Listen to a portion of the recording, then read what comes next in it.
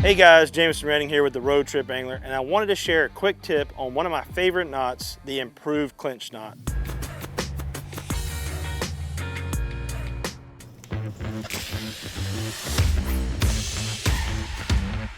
I use the Improved Clinch to attach my line to my hook or my lure, and particularly when I'm using monofilament or fluorocarbon. I don't like this knot when I'm attaching braid directly to a hook or a lure because it can have a tendency to slip a little bit if you don't put enough wraps in. But I want to show you how to tie it, and again, this is one of my most used and go-to knots because I have a lot of confidence in it.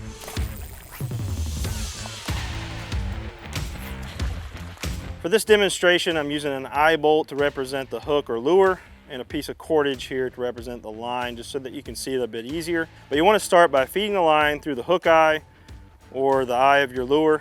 Get enough slack to allow you to wrap it around the line 5 times. So you can do that by either twisting the hook itself or the bait itself, or I like to just kind of hold it and take the tag in and wrap my line 5 times here.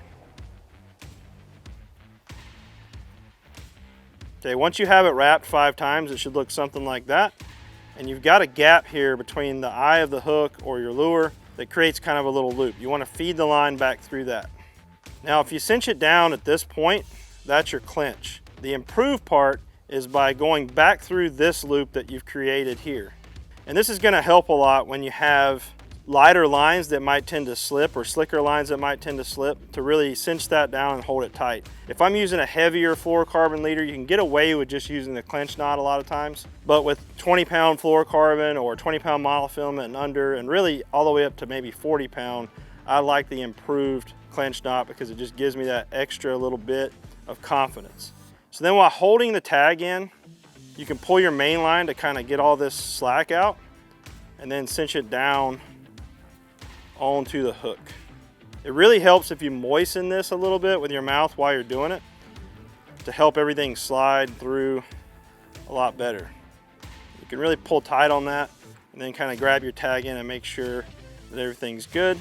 Now if you need to, you can trim that tag in up and get it, just leave a little bit sticking out. You don't need it super short, but it's going to be a very good knot, very strong knot, and I have a lot of confidence in it. The main thing is to find a knot that you have confidence in, that you can also confidently tie when you're on the water. And that's the improved clinch knot.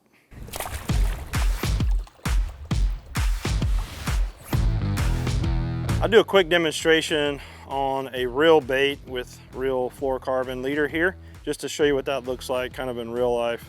So again, I'm just feeding it through the eye here of the bait, which in this case is a little clip.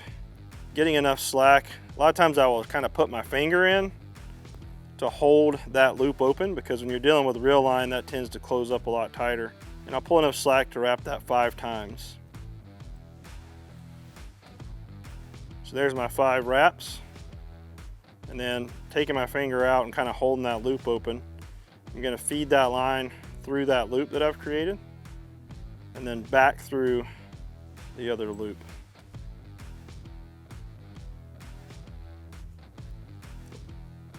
This is where sometimes I will actually kind of just hold this with my teeth. I do not like to bite fishing line. I have chipped teeth before doing that. So I'll just hold it in my teeth just to kind of grab that tag in and keep my hands free. And also that allows me to moisten that line at the same time. I'm not putting pressure on the tag in as I pull that down. I'm just kind of holding it in place.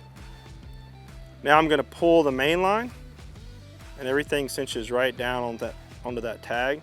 Then I may grab the tag and just make sure, but you can really put pressure on this to really make sure that's cinched down. And then just simply trim off any excess that you have. I leave about that much out typically.